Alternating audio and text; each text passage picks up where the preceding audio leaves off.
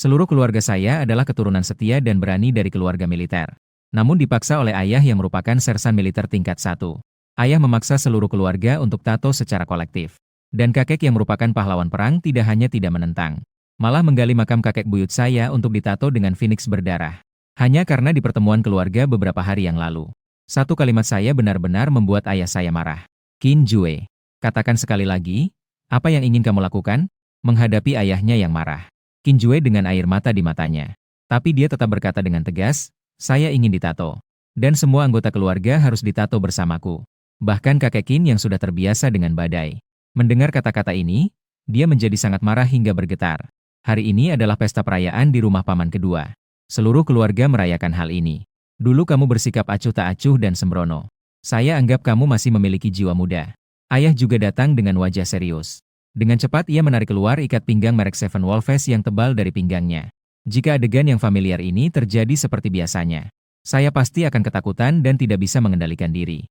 Namun saat ini, keteguhan dalam tatapanku membuat ayahku mengernyitkan dahi dan merasa asing. Seorang ayah pasti tahu tentang anaknya. Di seluruh keluarga Qin, aku dikenal sebagai anak manja. Anggota keluarga Qin lainnya sibuk dengan ujian pegawai negeri, atau sibuk mendaftar untuk berbakti kepada negara. Hanya Qin Jue, bajingan ini, yang tidak melakukan apa-apa sepanjang hari. Menghabiskan waktu dengan teman-teman nakal dan berpesta. Jika ayahku memukulku bisa membuatmu setuju, maka silakan pukul aku. Bahkan di sudut matanya, ada air mata yang mengalir. Mengingat bahwa di kehidupan sebelumnya, bulan darah muncul di seluruh dunia. Langit dan bumi berubah, semua makhluk berevolusi, dan vegetasi tumbuh liar. Aku menyaksikan sendiri keluargaku dibantai oleh makhluk asing. Saat itu hanya mereka yang lahir dengan penyakit kulit dan yang memiliki tato yang memiliki kesempatan untuk membangkitkan kekuatan serupa dari pola tersebut. Baru pada saat itulah akan ada kesempatan untuk membangkitkan kekuatan pola serupa. Meskipun di kehidupan sebelumnya, kakek dan ayahku telah mengalami banyak pertempuran dan penuh dengan luka. Bekas luka tembak yang membangkitkan kekuatan Zhang Fei dan Li Kui. Tetapi akhirnya tetap dimakan habis oleh gelombang demi gelombang makhluk asing. Kembali hidup, aku memutuskan untuk membersihkan dunia yang terinfeksi ini. Dalam tatapan Qin Jue, ada api yang menyala. Ayah yang memegang 7 serigala juga tertegun. Beliau belum pernah melihat anaknya dalam keadaan seperti ini. Kakak, jangan pukul lagi. Paman kedua mengangkat cangkir teh dan berkata sambil tersenyum. Qin Jue hanya bercanda dengan semua orang. Qin Jue menggelengkan kepala dan berkata, tidak, aku ingin meminta kakek untuk juga memiliki tato di seluruh punggungnya. Paman kedua langsung terkejut. Keponakan besar, aku sudah berjuang sekuat tenaga untuk menyelamatkanmu. Tidak perlu dikatakan pun sudah cukup. Begitu dia bicara, Qin Jun langsung marah besar. Menyebut 7 serigala, dia langsung memukul Qin Jue dengan keras. Qin Jue tidak menghindar atau bergerak. Dia membiarkan dirinya dipukul hingga kulitnya terluka. Dia menggigit gigi dan tersenyum. Ayah, apakah sudah cukup memukul? Jika sudah cukup, ayo pergi untuk ditato. Qin Jun berteriak marah, jika kamu bisa tahan 100 pukulan, aku akan mengizinkanmu. 100 pukulan. Qin Jue tersenyum. Hanya rasa sakit fisik. Mana ada rasa sakit seperti mengangkat tubuh ayah dari lautan darah di kehidupan sebelumnya. Plak, jangan pukul lagi, kakak. Iya, jangan pukul lagi. Xiao Jue masih kecil. Qin Jun, coba pukul lagi cucuku. Kakek Qin panik dan memukul ayah dengan tongkatnya. Ayah terus memukul sambil berteriak, aku yang mendidik anak durhaka ini, tidak ada yang boleh campur tangan. Sambil memukul, Qin Jun sedikit mengurangi kekuatannya. Anaknya sendiri, dia tahu. Dia hampir pingsan. Lagi pula sebelumnya juga tidak sedikit memukul 7 serigala. Tapi Qin Jue harus selalu tersenyum misterius. Tidak goyah sedikit pun. Melihat ayahnya berhenti, Qin Jue mengangkat kepala dan berkata sambil tersenyum. Ayah, 65 sudah turun. Dum, anak durhaka. Qin Jun mengaum dengan marah. 100 pukulan penuh membuat Qin Jun berkeringat deras. Kamu lagi memukul cucuku. Kakek Qin berteriak dengan marah. Aku akan mati karena kamu, anak durhaka ini. Qin Jue menoleh dan tersenyum, kakek, janji padaku ya. Tato pahlawan Huang Zhong dengan 8 lengan di punggung. Huang Zhong juga tokoh positif, tidak memalukan. Kakek setuju padamu. Cepat akui kalah pada ayahmu, jangan dipukul lagi ya. Mengakui kalah. Jika aku mengakui kalah, anak durhaka itu tidak akan mengikuti aku lagi. Qin Jue menggigit gigi. Tersenyum sambil bertahan menerima 100 cambukan. Ayah, kamu janji padaku. Qin Jue berdiri di tempat dengan darah mengalir. Tersenyum lebar. Melihat anaknya yang seperti ini. Ayah yang berwatak keras itu benar-benar terkejut. Qin Jue berdiri dengan punggung penuh darah. Menangkap ayah dan kakek, langsung berlari keluar pintu. perlahan menjauh dari pintu rumah. Qin Jue tiba-tiba merasakan kekuatan seperti binatang buas meledak dari belakang, membuat dirinya sama sekali tidak bisa bergerak. Melihat ke belakang, ayah berdiri di tempat dengan wajah suram. Ayah menatap tajam Qin Jue, "Aku tidak ingin melanjutkan mempermalukan wajahmu di depan keluarga. Baru saja keluar bersamamu. Sekarang drama ini harus diakhiri." Qin Jue menarik napas dalam-dalam. "Ayah, apakah kamu masih tidak mau percaya padaku? Mengharapkan aku percaya bahwa kamu hanya bermalas-malasan sepanjang hari. Aku justru percaya." Ayah melihat kakek dengan rasa penyesalan.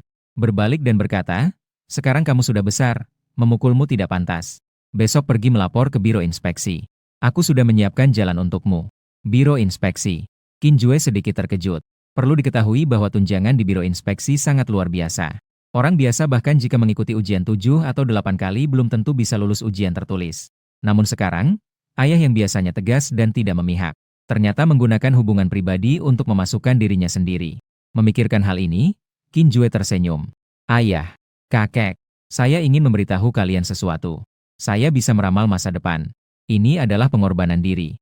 Ini adalah pengorbanan diri untuk menyelamatkan orang-orang tercinta. Selain pengorbanan diri, Qin Jue tidak bisa memikirkan cara lain untuk membuat ayah dan kakek mendapatkan tato. Meskipun tadi dia disiksa dengan 300 cambukan, ayah pasti akan berubah pikiran. Membuat seorang sersan militer tingkat 1 yang teguh dalam materialisme mendapatkan tato.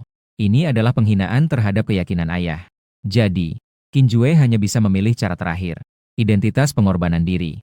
Tentu saja, bukan identitas sebagai orang yang terlahir kembali setelah pengorbanan diri, melainkan dengan istilah lain disebut meramal masa depan. Ayah dengan tidak sabar berkata, "Jika kamu benar-benar bisa melihat masa depan, maka kerjakanlah pekerjaanmu dengan baik. Jika pergi ke Biro Inspeksi masih malas dan bebas, 7 serigala saya selalu siap untukmu." Sekarang adalah pukul 2:30 menit. Setelah beberapa menit, gedung Jiangcheng Huaxia akan runtuh. Qin Jue dengan tenang menggenggam lengan ayahnya dan berkata, "Tunggu 3 menit. Qin Jun sedikit mengernyitkan dahi. "Apa yang sebenarnya ingin kamu lakukan?" "Saya tidak punya waktu untuk melakukan hal-hal yang tidak berarti ini bersamamu." Qin Jun ingin melepaskan diri. Namun dia menemukan bahwa putranya yang biasanya lemah. Hari ini kekuatan lengan putranya sangat mengejutkan. Dia semakin mengernyitkan dahi. "Kamu sangat aneh hari ini." Qin Jue mengeluarkan ponsel dan menyerahkannya kepada ayahnya. 3, 2. Bersamaan dengan hitungan mundur Qin Jue, 1. Suara muncul dari ponsel. "Reporter kami melaporkan. Tepat tadi, gedung Jiangcheng Huaxia mengalami runtuh yang parah. Diperkirakan lebih dari 3.000 orang terdampak. Biro Inspeksi sedang bekerja sama dengan Dinas Pemadam Kebakaran untuk melakukan penyelamatan." "Diam." Qin Jun menjadi tenang. Wajah yang tenang menunjukkan ketakutan. "Qin Jue, sialan, kamu melakukan ini agar aku dan kakekmu bertato. Kamu bahkan memasang bom di gedung Huaxia. Kamu gila, ya?" Qin Jue terlihat sangat kesal. "Kenapa aku tidak pernah menyadari imajinasi ayahku begitu kaya sebelumnya? Saya tidak menanam bom. Aku hanya bisa meramal masa depan." Qin Jue berkata dengan tenang, "Pukul 3 tepat. Di padang rumput utara akan terjadi kerusuhan besar-besaran oleh kawanan sapi. Pukul 4 tepat. Di kota Linjiang akan terjadi gempa bumi berkekuatan 7. Pukul 5 tepat. Hasil undian lotre adalah pukul 8.25. Pukul 6 tepat. Pimpinan Daxia mengumumkan negara dalam kesiapsiagaan militer tingkat 1. Pukul 7 tepat. Di selatan Daxia, basis Jiangnan nomor 3 diserang oleh badai. Ribuan tentara tewas di tempat. Qin Jue seperti pengadil maut, mengucapkan kalimat-kalimat yang mengejutkan tanpa henti. Tatapan ayah berubah dari terkejut menjadi bingung. Kembali ke keadaan ragu-ragu. Akhirnya bertatapan dengan kakek. Menelan ludah. Beberapa jam berikutnya. "Apakah ayah berani menunggu ini bersamaku?"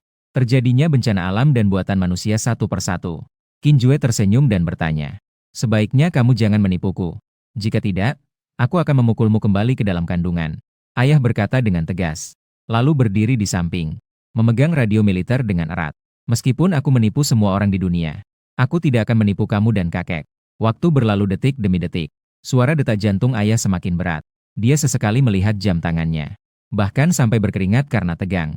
"Ai, lihatlah, kamu berkeringat deras seperti ini. Bisakah kamu lebih tenang? Seperti aku, ayahmu." Kakek tertawa sambil mengayun kursi goyang. "Xiao Jue harus bermain dengan kami."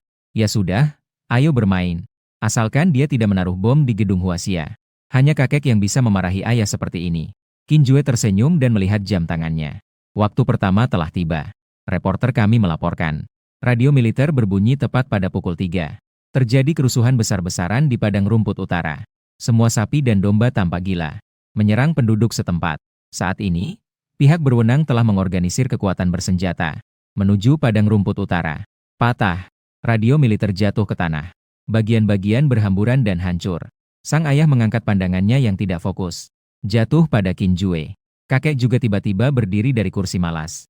Mengedipkan mata lebar-lebar menatap Qin Jue. Apakah kita harus terus menunggu? Qin Jue bertanya. Ayah menggigit giginya. Tunggu.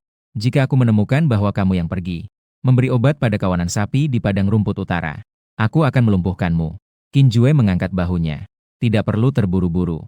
Lagi pula, waktu akan membuktikan siapa yang benar dan siapa yang salah. Ayah mengeluarkan radio militer lagi. Kali ini bahkan kakek pun merasa tegang sampai berdiri. Menatap radio dengan tajam menunggu waktu yang ditentukan. Reporter kami melaporkan. Hari ini pukul 4 tepat. Terjadi gempa bumi berkekuatan 7 di kota Linjiang. Luas area yang terkena bencana sekitar 300.000 km persegi. Jumlah korban yang terdampak sekitar 3.200.000. Departemen Tertinggi Daxia telah mengorganisir tim penyelamat. Ayah mengangkat matanya yang memerah dan menggertakkan gigi. Anak baik. Tidak menyangka kamu berani mengeluarkan banyak uang dari Biro Geologi. Membeli informasi gempa untuk menipu saya. Qin Jue terdiam dan menggelengkan kepala. Lanjutkan. Jam 5. Ayah beralih ke saluran loter. Akhirnya tiba saat yang paling mendebarkan. Nomor hadiah utama kali ini adalah pukul 8.25. Ayah dengan mata yang sepenuhnya merah, beritahu saya dengan jujur. Dari mana uang untuk menyuap kepala loter? Di mana tiket loter hadiah utama yang kamu beli? Keluarkan. Qin Jue terdiam dan mengacungkan jempol. Ayah, saya kagum dengan kemampuan asosiasi kamu ini. Tidak terburu-buru. Terus menunggu acara utama pukul 6. Saat ini, mata ayah dan kakek sudah memerah. Pandangan dunia mereka dalam hati seolah gelombang kiamat yang mengamuk. Ketika melihat Qin Jue lagi, dia sudah menunjukkan ekspresi tertentu saat memandang keturunan monster. Qin Jue tampak tenang. Bahkan dia mulai memakan biji semangka. Hanya saja, di dalam matanya sesekali berkilau cahaya. Waktu terus berlalu. Telapak tangan ayah sudah basah oleh keringat. Menetes ke tanah dengan kecepatan yang terlihat oleh mata telanjang. Terlihat jelas. Ayah sudah sangat tegang. Waktu semakin mendekat. Kakek dengan cepat mengeluarkan pil penyelamat jantung dari saku. Memakan 2 butir. Baru kemudian jantungnya yang berdebar-debar bisa tenang. Jam 6. Radio militer. Pengumuman untuk seluruh tentara nasional. Sekarang mengeluarkan perintah militer tertinggi dari pemerintahan Daxia. Angkatan bersenjata di seluruh negeri segera kembali ke pangkalan militer. Seluruh negeri mengaktifkan alarm kesiapsiagaan militer tingkat 1. Kali ini, ayah tidak lagi mengangkat kepala dan berteriak, melainkan benar-benar memandang Qin Jue dengan tatapan seolah melihat monster. Xiao Jue, dari mana kamu tahu semua ini sebelumnya? Saya bisa meramal masa depan. Apa yang saya lihat di masa depan? Kamu, saya. Ayah yang biasanya tegas dan berani itu terdiam. Pada saat ini, meskipun dia enggan mengakui, dia harus mengakui. Jangan katakan itu tentang anaknya sendiri. Bahkan jika itu dirinya sendiri. Tidak ada yang benar-benar berhak mendapatkan informasi dari seluruh negeri sebelumnya. Informasi tentang pengaktifan kesiapsiagaan militer tingkat 1. Saat ini angin bertiup dan daun jatuh. Ayah dan kakek tertegun seperti patung. Jadi, inilah alasan mengapa saya sangat ingin kalian pergi menato bersama saya. Qin Jue tiba-tiba merasa emosional. Seolah-olah melihat kembali adegan-adegan tragis itu. Besok siang pukul 12. Seluruh dunia akan mengalami invasi makhluk jahat. Baik itu di kota maupun di desa. Atau mungkin di bawah tanah atau lautan. Semua akan menjadi gunung mayat dan lautan darah. Daxia mengaktifkan kesiapsiagaan militer tingkat 1. Juga menyadari ketidaknormalan situasi global. Namun semua pejabat tinggi Daxia tidak akan tahu. Ini bukan ketidaknormalan antar manusia. Ini adalah ketidaknormalan yang menunjukkan dunia akan segera berubah. Menarik ayah dan kakeknya yang tercengang. Qin Jue menemukan master lukisan nasional, You Lao. Di ruang tamu villa besar You Lao yang sederhana dan elegan. Qin Jue tersenyum putus asa. You Lao, saya tidak bercanda. Bukan hanya saya yang ingin bertato. Ayah saya, kakek saya. You Lao menelan ludah dan melihat kakek. Lao Qin, kamu sudah bingung, tua. Saat ini, ayah dan kakek sedikit pulih dari keterkejutan. Benar. Kakek melepas kemeja bergaris biru hitam tua. Mengambil napas dalam, ayo mulai. Jangan bilang kamu tidak bisa. Saya bahkan tidak tahu tentang You Jianghe. Sebentar. You Lao akhirnya memastikan. Keluarga Qin ini, 3 generasi, sudah gila. Saya tidak akan pergi keluar semuanya. Sudah pikun tua. Qin Jun, cepat bawa ayahmu pergi. You Jianghe, aku memerintahkanmu untuk memberi tato padaku. Kakek tiba-tiba berdiri. Auranya seperti harimau raksasa yang megah. Meskipun sudah tua, Namun, kekuatannya masih ada. Dengan alis putih ganda dan mata harimau, menatap You Lao dengan tajam. You Lao tertegun. Ini adalah pertama kalinya dalam lebih dari 50 tahun mereka saling mengenal. Pertama kali melihat kakek benar-benar marah. Meskipun tidak bisa memahami, tetapi menyadari keseriusan masalah. Mengambil cat warna. Qin Jue segera menyajikan satu set alat tato. Kemudian mengeluarkan pisau dan melukai lengannya. Menampung darah yang mengalir ke dalam mangkuk dan memberikannya kepada You Lao. Menggunakan darah untuk tato. Sig. Baiklah. Gila. Dia benar-benar sudah gila. Bendera semangat Jiang Cheng. Mulai hari ini, bisa dibilang reputasi sudah hancur. You Lao memang pantas disebut sebagai master seni lukis tingkat nasional. Namun, di tangan You Lao hanya memerlukan waktu 1 jam. Dan setiap garis terlihat hidup dan lincah. Kakek berdiri. Punggung tua yang penuh dengan lubang peluru dan luka pisau. Sosok yang memegang senjata besar. Jenderal tua yang penuh semangat berdiri dengan marah. Qin Jue meskipun hanya berdiri di samping mengamati, sudah bisa merasakan aura kematian yang kuat menghampiri. Giliranmu. Ayah berbaring dengan tatapan yang rumit. Siapa yang bisa membayangkan seorang sersan militer tingkat 1? Ternyata akan bertato di sini. Rasa sakit saat jarum tato menembus kulit datang. Seekor naga besar yang mengerikan berwarna hitam pekat. Dia mulai membuat sketsa di kaki ayahnya. Sikap, ekspresi, dan gerakan You Lao sangat serius dan teliti. Setelah ayah selesai, You Lao meletakkan jarum tato dan beristirahat. Sambil minum teh, dia melihat Qin Jue. Anak sial. Apa yang ingin kau tato? Surga dan neraka? Apa? Tato jembatan Naihe di dada. Sungai Huangquan. Bunga lili laba-laba merah. Kepala sapi dan wajah kuda. Utusan pencabut nyawa. Hakim dunia bawah. 10 istana raja akhirat. Kaisar Fengdu. Ksitigarbha Bodhisattva. Punggung bertato Mikael. Jibril. Malaikat duduk. You Lao tertegun. Itu bahkan lebih merupakan larangan dalam larangan. Orang biasa sama sekali tidak bisa menahan. Kamu gila. Ini semua adalah larangan. Orang biasa sama sekali tidak bisa menahan. Larangan. Qin Jue tersenyum tipis. Larangan? Lalu bagaimana? Terhadap semua kejahatan yang mengelilingi. Aku penuh dengan larangan, itu justru pas. You Lao memohon padamu. Sig. Keluarga Qin kalian benar-benar gila. You Lao menghela napas. Mengambil kembali pena tato. Mulai menggambar pola di tubuh Qin Jue. Qin Jue berlutut di tanah, punggungnya terbuka. Garis ototnya bergerak seolah-olah seperti sepasang sayap. Mata ayah sedikit menyempit. Seketika merasa semakin asing terhadap putranya. Tingkat kekuatan otot seperti ini. Bahkan para raja tentara pun jarang terlihat. Kapan anak nakal ini mengembangkan otot seperti ini? 3,5 jam kemudian. You Lao udah terkulai di sofa dengan keringat bercucuran. Aku sangat lelah. Akhirnya selesai. Qin Jue juga tidak mengganggu lebih jauh. Mengucapkan selamat tinggal dengan hormat. Dia pergi bersama ayah dan kakeknya. Dalam perjalanan pulang, ayah dan kakek selalu mengernyitkan dahi. Tidak bisa. Aku harus pergi ke Kyoto. Kakek tiba-tiba berkata, aku harus memberitahu situasi ini kepada orang di departemen tertinggi. Ayah juga mengangguk dengan dahi berkerut. Benar. Keluarga Qin kami telah menjadi pahlawan negara selama beberapa generasi. Kami memiliki tanggung jawab untuk memberitahu kebenaran kepada negara. Hanya berharap masih ada waktu. Namun Qin Jue mengulurkan tangannya. Menghalangi jalan mereka, tidak ada waktu lagi. Mari kita lindungi keluarga kita terlebih dahulu. Kentut. Ayah membuka matanya lebar. Aku adalah sersan militer tingkat 1 dari Daxia. Saya adalah tentara Daxia. Tanggung jawab saya adalah melindungi rumah dan negara. Minggir, biar saya lewat. Kakek juga tidak lagi seperti sosok nakal yang dulu. Dengan serius dia berkata, cucu, keluarga Qin tidak bisa berpura-pura tidak peduli. Hanya mementingkan diri sendiri. Dari kembali dari Sungai Ehong hingga hari ini, saya telah cacat. Tetapi negara tidak pernah melupakan saya, dan saya juga tidak akan melupakan negara. Melihat sikap ayah dan kakek yang tegas, Qin Jue menghela napas dalam-dalam. Dia tahu bagaimana sifat para pendahulunya. Meskipun dia telah menyaksikan sendiri di bawah akhir zaman, hati manusia sulit dipahami. Manusia kadang-kadang lebih menakutkan daripada yang jahat. Dalam menghadapi manusia, kita harus selalu waspada. Tetapi untuk keluarga Qin agar tidak peduli terhadap kehancuran negara dan rumah, Qin Jue benar-benar tidak bisa memikirkan cara apapun. Baiklah, sekarang adalah pukul 10 malam. Harus kembali sebelum pukul 12 siang besok. Tidak ada ruang untuk negosiasi. Mengerti. Sungguh lelet sekali. Ayah membelakangi Qin Jue. Melambaikan tangan, aku dan kakekmu akan menghubungi seluruh keluarga lewat telepon. Mulai hari ini, seluruh keluarga Qin dari yang tua hingga yang muda akan semua mendengarkan perintahmu. Ingat, sebelum aku dan kakekmu kembali, pastikan seluruh keluarga tetap hidup dengan baik. Aula pertemuan keluarga Qin. Apa yang sebenarnya ingin dilakukan oleh Qin Jue yang sialan itu? Dia tidak mungkin benar-benar membawa kakek untuk ditato, kan? Di samping paman kedua, seorang pria dengan tatapan suram dan gelisah berdiri. Ini adalah sepupu ayah, Qin Anan. Negara Qin.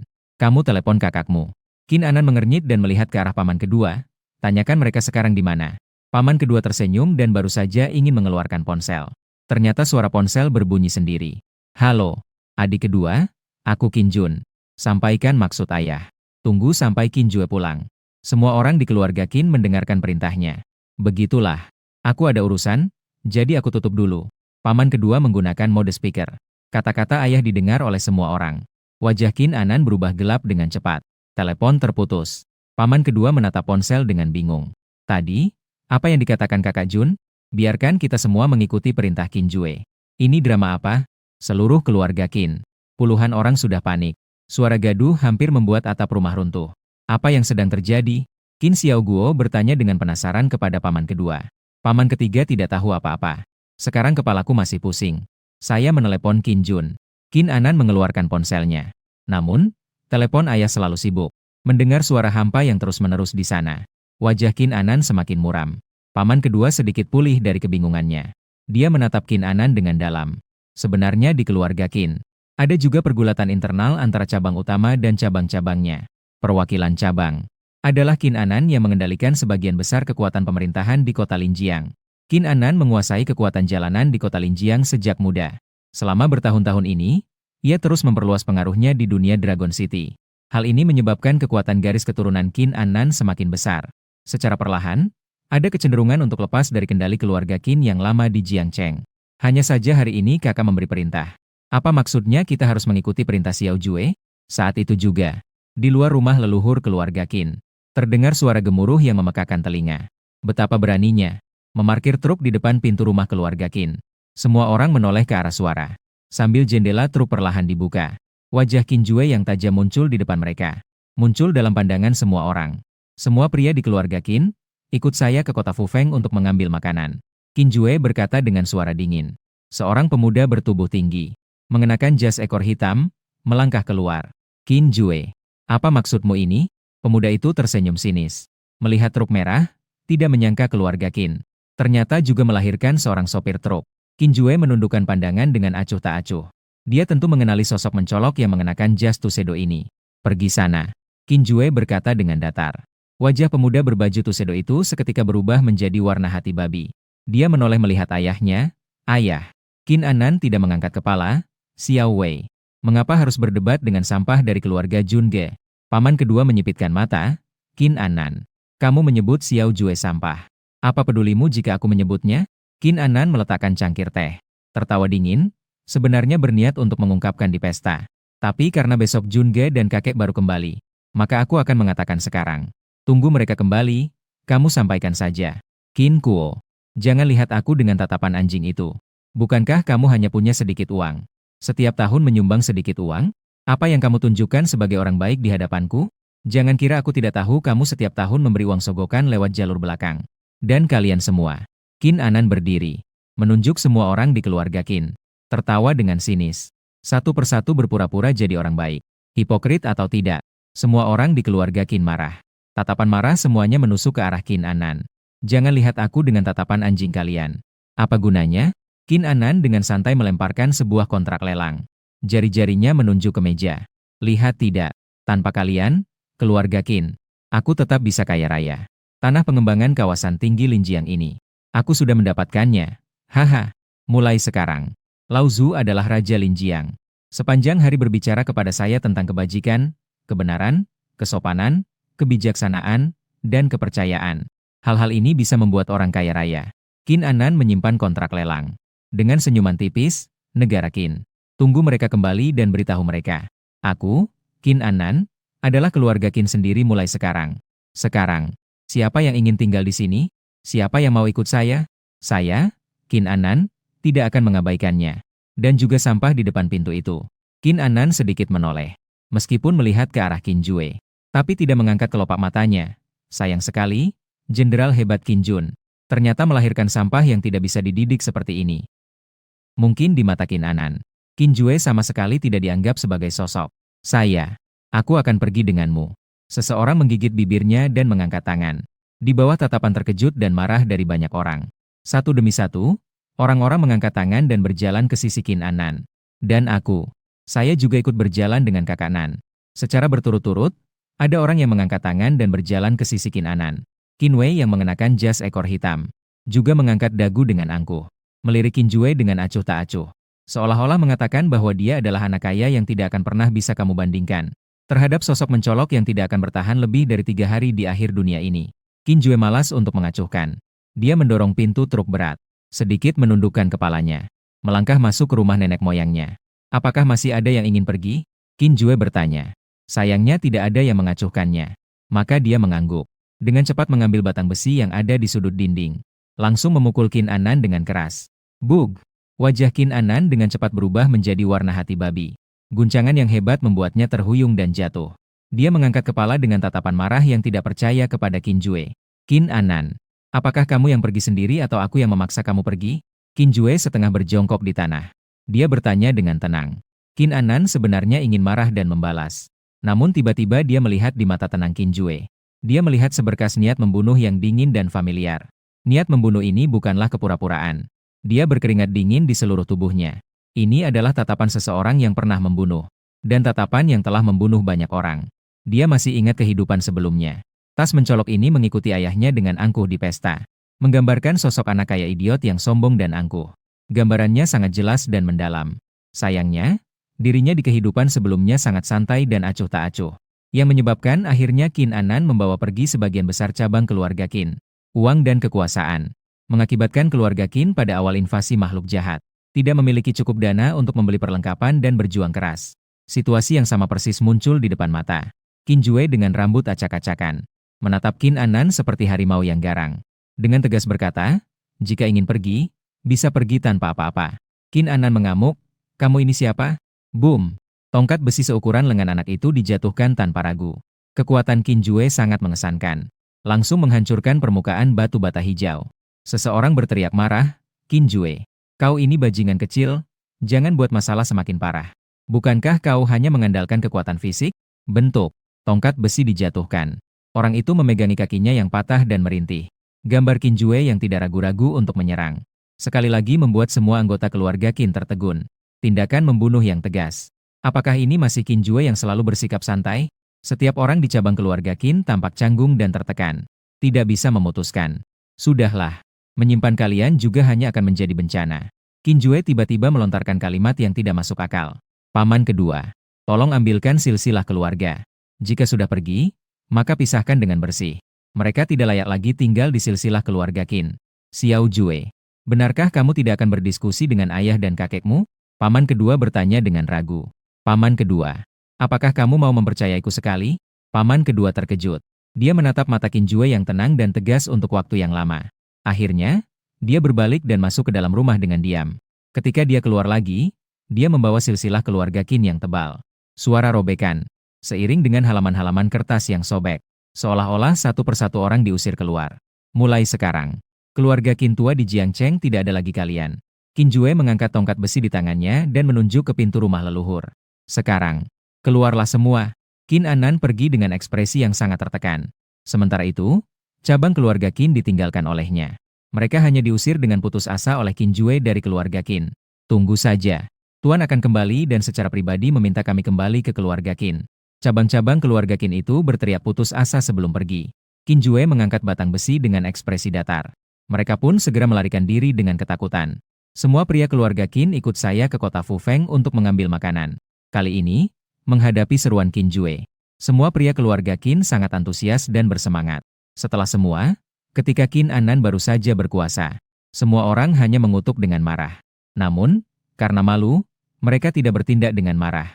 Siapa yang menyuruh aturan keluarga Qin yang tua adalah untuk bersikap dermawan. Jika bisa toleran dan rendah hati, maka toleran dan rendah hati. Oleh karena itu, di bawah batasan moral yang lama, tindakan Qin Jue yang baru saja terjadi bisa disebut sebagai tindakan preman. Tidak hanya tidak mendapat penolakan, justru membuat semua orang merasa lega dan puas. Seolah-olah melepaskan kemarahan. Kecuali beberapa cabang Qin Anan yang pergi. Sisa anggota keluarga Qin masih ada 48 orang. Gudang pangan di kota Fufeng terang benderang. Karung-karung beras berkualitas dari timur laut diangkat ke dalam truk. Bahkan paman kedua pun ikut terlibat langsung. Mengangkat sampai berkeringat deras. Xiao Jue, bisakah kamu memberitahu paman kedua? Apa sebenarnya yang terjadi? Qin Jue tersenyum tipis. Paman kedua memang cerdas. Paman kedua tersenyum putus asa. Paman kedua bukan orang bodoh. Ayahmu tiba-tiba bilang seluruh keluarga mengikuti perintahmu. Lalu kamu tiba-tiba ingin seluruh keluarga datang untuk mengangkat gudang pangan. Itu semua tidak penting. Yang penting adalah saat menelepon ayahmu. Di telepon terdengar suara baling-baling helikopter bersenjata. Paman kedua yang paling bodoh pun bisa menebak ada sesuatu yang besar terjadi. Apakah ini berarti akan terjadi kelaparan? Qin Jue menyimpan daftar nama. Melihat waktu sejenak. Tiba-tiba suara telepon yang terus-menerus berbunyi tumpang tindih. Terlihat Qin Jue mengeluarkan 7 atau 8 ponsel dan menghubungkannya sekaligus. Selamat pagi, Tuan Qin. 30 ahli tato teratas yang Anda butuhkan di dalam negeri. Para ahli tato telah kami undang dari Jiangcheng untuk Anda. Apakah Anda ingin kami pergi ke lokasi yang Anda tentukan sekarang? Selain itu, bagaimana dengan sisa pembayaran sebesar 3.200.000? Kapan Anda akan melakukan pembayaran? Selamat pagi, Tuan Qin. Saya adalah asisten presiden Asosiasi Pedang Tang. 30 pedang Tang Bailu yang Anda butuhkan.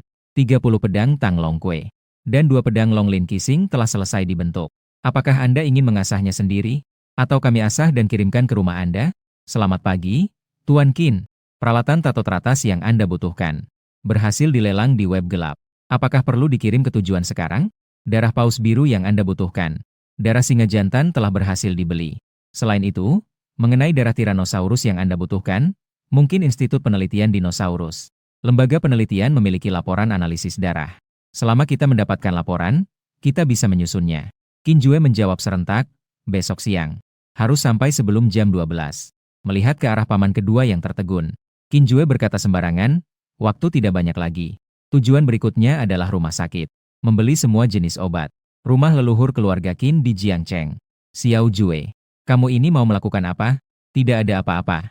Hanya menambahkan beberapa hal baru di tubuhku. Begitu banyak tato. Xiao Jue, kamu gila. Ayahmu akan membunuhmu saat dia kembali. Di depan semua orang di keluarga Qin. Qin Jue melepas pakaiannya. Menunjukkan tubuhnya yang penuh dengan tato. Mengabaikan teriakan kaget di sekelilingnya. Mengambil pena tato dan mulai menggambar di tubuhnya sendiri. Meskipun sistem neraka sudah tertato di tubuhnya. Namun, ada cara untuk meningkatkan penyerapan energi aneh itu. Energi aneh diperoleh setelah membunuh makhluk aneh. Sebagian besar energi aneh akan menghilang ke udara. Hanya sebagian kecil energi aneh yang akan mengalir ke dalam makhluk hidup terdekat. Dengan selesainya sketsa. Pola simetris dengan lingkaran dalam dan kotak luar. Menutupi tenggorokan Qin Jue. Adegan ini membuat anggota keluarga Qin terdiam ketakutan. Tanpa sadar, tatapan mereka dipenuhi dengan rasa hormat. Semua orang dengarkan perintah saya. Setiap seniman tato terkemuka. Memberikan tato kepada setiap orang. Qin Jue berbalik dan dengan tenang menyerahkan desain tato. Namun, momen ini membuat seluruh keluarga Qin terkejut. Sekarang saya adalah kepala keluarga Qin. Qin Jue menatap tajam dengan matanya yang seperti harimau. Suasana pembantaian yang mengerikan meledak seperti lautan darah. Ini membuat seluruh keluarga Qin menjadi tenang. Namun banyak orang tampak sangat menolak. Qin Jue melambaikan tangan, ayo mulai. Diiringi oleh 30 seniman tato terkemuka yang mulai bekerja bersamaan. Aroma darah segera menyebar di rumah leluhur keluarga Qin. Merasakan kulitnya tercemar sedikit demi sedikit. Kebanyakan anggota keluarga Qin menangis terseduh-seduh. Mulai hari ini kita sudah tidak bersih lagi. Tuan, kenapa Anda membiarkan Qin Jue, si pembunuh, memimpin kita? Qin Jue berjalan dengan tangan terlipat. Dia berjalan di antara anggota keluarga Qin dengan dahi berkerut. Dia memberikan desain tato yang seragam kepada anggota keluarga Qin. Di dada mereka terdapat gambar jenderal tangguh dari periode 3 kerajaan. Seperti Jenderal Pang Feng, Hua Xiong, Yan Liang, Wen Chou, Delel. Di punggung mereka terdapat gambar hewan dengan daya tahan tinggi. Misalnya, cangkang kura-kura hitam. Mendesain pola-pola ini, Qin Jue melakukannya dengan pemikiran yang mendalam. Setelah mendapatkan pengalaman yang cukup, setelah kekuatan meningkat, baru kemudian mempertimbangkan untuk menato simbol kekuatan tinggi tidaklah terlambat. Pada tahap awal invasi makhluk jahat, ancaman terbesar adalah tidak bisa menghindarinya. Ditambah lagi, semua orang tidak memiliki pengalaman. Sangat mudah untuk mati secara mendadak di tangan makhluk aneh. Oleh karena itu, menjaga hidup di tahap awal adalah yang terpenting. Anggota keluarga Qin satu persatu menutup wajah mereka sambil menangis. Pakaian mereka tidak menutupi tubuh. Seolah-olah dihina. Sudahlah. Jangan menangis lagi. Qin Jue dengan wajah serius. Duduk dengan gagah di depan altar leluhur. Masing-masing memegang pedang naga yang mengerikan di tangan kiri dan kanan. Ditambah dengan tato mengerikan dari kepala hingga kaki. Seluruh tubuhnya hanya menunjukkan sikap. Ada semacam aura pembunuh yang sangat kuat. Paman kedua mengusap tato Huasong di tubuhnya. Menghela napas dan melihat Qin Jue, Xiao Jue. Sudah saatnya untuk memberi penjelasan yang baik kepada kami, kan? Paman kedua cerdas. Qin Jue memberikan pujian singkat. Kemudian dengan tatapan serius berkata, saudara-saudara dari keluarga Qin. Saudara-saudara kandung Qin Jue. Harap tetap menjaga sikap yang baik. Saya akan memberitahu kalian sebuah berita buruk. Pukul 12 siang. Seluruh dunia akan mengalami perubahan besar. Tiba-tiba, makhluk-makhluk aneh yang legendaris akan turun ke dunia. Kota, desa, masyarakat, istana. Semuanya akan sepenuhnya jatuh. Weng! Para keturunan Qin mendengar dengan merinding. Suasana menjadi bersemangat. Qin Jue memberikan tatapan dingin. Dua pedang tang bersisik naga di tangannya menghantam tanah. Mengeluarkan suara dengungan yang menakutkan. Seketika menekan seluruh tempat. Semua orang menelan ludah. Dengan susah payah menahan keinginan untuk bertanya. Qin Jue melanjutkan, seperti yang kalian pikirkan. Makhluk aneh ini bukan hanya dewa besar dalam legenda rakyat. Selain itu, ada banyak makhluk aneh dalam legenda urban. Pada dasarnya, makhluk aneh dari legenda timur dan barat akan muncul. Orang biasa akan sulit bergerak. Sedikit saja lengah, bisa mati seketika. Hanya guru pola ilahi yang merupakan satu-satunya cahaya untuk melawan keanehan. Dan syarat dasar untuk menjadi guru pola ilahi adalah harus memiliki pola yang berbasis darah di tubuh. Akhirnya ada seseorang yang tidak bisa menahan diri. Mengangkat tangan dengan gila dan menggoyangkannya. Kamu bilang. Qin Jue menatapnya. Qin Jue. Jangan bercanda seperti itu. Orang itu berteriak dengan wajah merah. Qin Jue tertawa dingin. Jadi kau pikir ayahku dan kakek kenapa tiba-tiba pergi ke ibu kota semalaman? Kenapa tiba-tiba harus menyerahkan kekuasaan keluarga ke tanganku? Orang itu langsung terdiam. Dengan mata terbelalak ingin membantah. Namun akhirnya, ia menutup mata dengan enggan dan putus asa. Iya, tentara Qin dan penguasa tidak akan melakukan apapun tanpa alasan. Namun fakta tentang invasi yang aneh masih terlalu sulit untuk diterima dalam waktu singkat. Kenapa aku tiba-tiba harus memindahkan gudang makanan? Kenapa aku tiba-tiba harus memberi tato kepada seluruh keluarga? Kenapa aku harus menyimpan begitu banyak obat di rumah? Kenapa aku harus memberikan senjata tajam kepada kalian masing-masing? Qin Jue bertanya dengan tenang. Paman kedua sedikit bergetar. Menatap Qin Jue dengan tidak percaya. Apakah semua ini ada hubungannya dengan hal aneh yang kau katakan? Qin Jue mengangguk pelan dan melihat waktu. 7 jam. Masih bisa melakukan banyak persiapan. Sekarang semua anggota keluarga Qin ikut saya. Qin Jue menunjukkan senyum kejam. Akan mulai memberikan les intensif kepada kalian. Halaman belakang rumah leluhur keluarga Qin yang luas. Qin Jue memegang dua pedang tang bersisik naga dan terus mengayunkannya. Serangan yang tajam dan cepat itu. Dan teknik pedang yang cepat, tepat, dan mematikan. Membuat citranya di mata semua anggota keluarga Qin berubah. Seolah-olah bukan lagi seorang preman bertato seluruh tubuh. Melainkan seorang master senjata dingin yang mahir dalam teknik pedang. Teknik pedang ini disebut 7 pembunuhan pedang tang. 7 jurus pembunuh. Perubahan yang lincah dapat efektif melawan yang aneh. Qin Jue menyimpan pedangnya. Dengan kedua tangan disilangkan di belakang. Dia berkata dengan tenang, masih ada 7 jam. Saya perlu Anda melakukan ini dalam waktu 5 jam. Meskipun harus menghafal mati. Kalian harus mengukir teknik pedang ini dengan baik di dalam pikiran kalian. Menjelang tengah hari pukul 12. Semua orang sangat kelelahan. Namun Qin Jue tampak bersemangat. Karena dia sedang menunggu. Tiba-tiba suara saluran berita terdengar di televisi. Ini adalah stasiun televisi pusat Daxia. Menerima pemberitahuan darurat. Seluruh negeri mengaktifkan alarm kesiapan tingkat tinggi. Semua kota akan didatangi oleh tentara terdekat. Tetap tenang. Jangan panik. Percayalah pada negara. Mendengarkan berita di televisi. Wajah paman kedua perlahan berubah dari kebingungan menjadi terkejut saat melihat Qin Jue. Seluruh negara bereaksi sebesar ini. Apakah apa yang dikatakan Xiao Jue itu benar? Anggota keluarga Qin semuanya terkejut. Mulai percaya pada ramalan Qin Jue. Sepertinya kakek dan yang lainnya. Akhirnya masih belum bisa sepenuhnya mendapatkan kepercayaan negara. Ia juga. Departemen tertinggi negara yang teguh dalam materialisme. Bagaimana mungkin bisa dengan mudah percaya pada invasi aneh yang disebut-sebut? Bahkan jika kakek adalah pahlawan yang tak terlupakan, dia pun tidak akan percaya. Mereka harus bertanggung jawab untuk seluruh negeri. Hanya bisa menggunakan militer untuk mempertahankan perdamaian yang rapuh. Sayang sekali. Tentara memang kuat. Senjata api adalah hukuman bagi semua kehidupan berbasis karbon. Namun, makhluk jahat tidak termasuk dalam kehidupan berbasis karbon. Mereka adalah hukuman dari langit dan bumi bagi umat manusia. Senjata api sama sekali tidak berguna. Ini juga alasan Qin Jue meminta anggota keluarga Qin untuk berlatih pedang Tang 7 pembunuhan. Tiba-tiba, telepon Qin Jue berdering. Itu adalah ayah. Setelah terhubung, wajah Qin Jue perlahan menjadi suram. Pasangan mata tajamnya perlahan menyala, menghadirkan kemarahan dan dingin yang tak terbatas. Dingin ini membuat paman kedua merasakan punggungnya merinding. Tanpa bisa menahan, semakin terkejut melihat Qin Jue. Qin Jue, saya adalah tentara Qin. Menteri Wang ingin mengundang kami minum teh. Tapi sebenarnya ingin menahan dan menginterogasi kami. Kami tidak bisa kembali untuk sementara waktu. Kamu harus menjaga rumah dengan baik. Jika ada kesempatan, saya dan kakekmu akan mencari cara untuk kembali. Kata-kata ayah sangat mendesak. Pah! Qin Jue menggenggam telepon dengan tangan yang mengepal. Pembuluh darah menonjol. Paman kedua bertanya dengan khawatir. Ada apa? Qin Jue perlahan menutup mata. Niat membunuh yang kuat bergolak di dadanya. Posisi kedua di departemen tertinggi. Wang Bu. Sekali lagi orang tua yang berkuasa tinggi namun egois dan bodoh ini. Di kehidupan sebelumnya, orang tua ini buta dan tidak tahu apa-apa. Harus menggunakan angkatan bersenjata modern untuk melawan hal-hal aneh. Akibatnya, lebih dari 1 juta pasukan elit di lembah Sungai Merah. Dibunuh oleh 3 makhluk aneh tahap 5.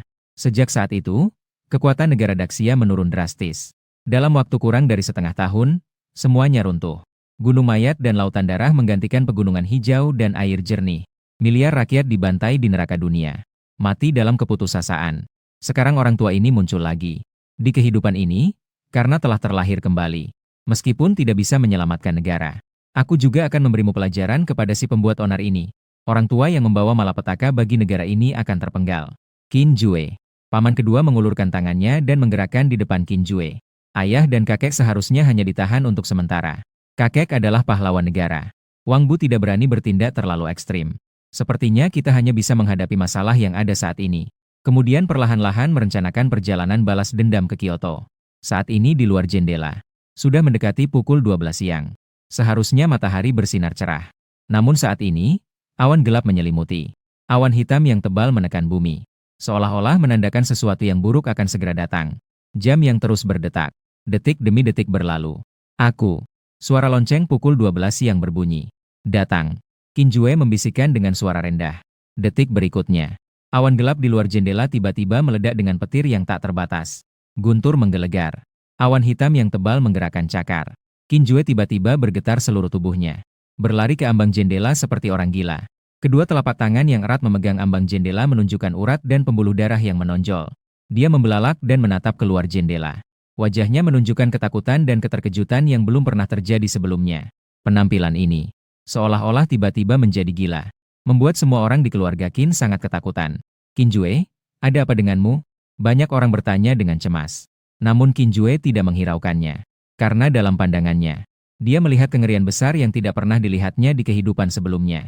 Di langit yang dipenuhi petir dan awan hitam yang mengamuk, ada sebuah makhluk besar. Itu adalah mata besar yang dipenuhi tumor berwarna merah darah. Pupilnya menatap dunia dengan acuh tak acuh. Sisi kiri dan kanan mata besar itu ada 2 sayap putih yang sangat besar. Juga ada makhluk besar lainnya, yang memiliki kepala ikan. Seolah-olah seluruh planet ini adalah mainan di hadapan kengerian ini. Di depan ikan besar itu, semuanya tampak seperti mainan. Juga ada sebuah makhluk besar. Itu adalah sebuah gunung tinggi berwarna merah darah yang menjulang tinggi. Masih ada banyak sekali bayangan menakutkan yang besar. Seolah-olah tidak ada ujungnya. Dengan suara, plak, dia terhuyung-huyung mundur dan menabrak meja. Qin Jue. Paman kedua segera memegang lengan Qin Jue. Apa yang terjadi padamu? Qin Jue dengan kaku mengangkat tangannya. Menunjuk keluar jendela ke arah kengerian besar yang memenuhi langit. Apa kalian tidak bisa melihat benda-benda itu? Paman kedua menoleh dan kembali menoleh. Dengan wajah bingung, di luar jendela. Di luar jendela tidak ada apa-apa. Apa sebenarnya yang kamu katakan? Paman kedua melihat mata Qin Jue. Dengan terkejut berteriak, apa yang terjadi dengan matamu? Qin Jue berdiri kaku di tempatnya. Setelah lama, dia menutupi wajahnya. Di antara celah jari, sepasang mata berdarah menatap tajam. Menatap keluar jendela ke arah dewa jahat yang memenuhi langit. Dia mengeluarkan tawa yang tidak bisa ditahan. Membuat semua orang di sekitarnya bingung. Ternyata fungsi mata berdarah adalah bisa melihat benda-benda yang lebih misterius. Qin Jue menatap dewa jahat di langit. Senyumnya cerah. Awalnya dia mengira ini adalah sebuah reinkarnasi yang membosankan sesuai dengan kehidupan sebelumnya. Sebuah kebangkitan yang membosankan sesuai dengan naskah. Tak disangka, kengerian yang sebenarnya belum pernah saya lihat di kehidupan sebelumnya.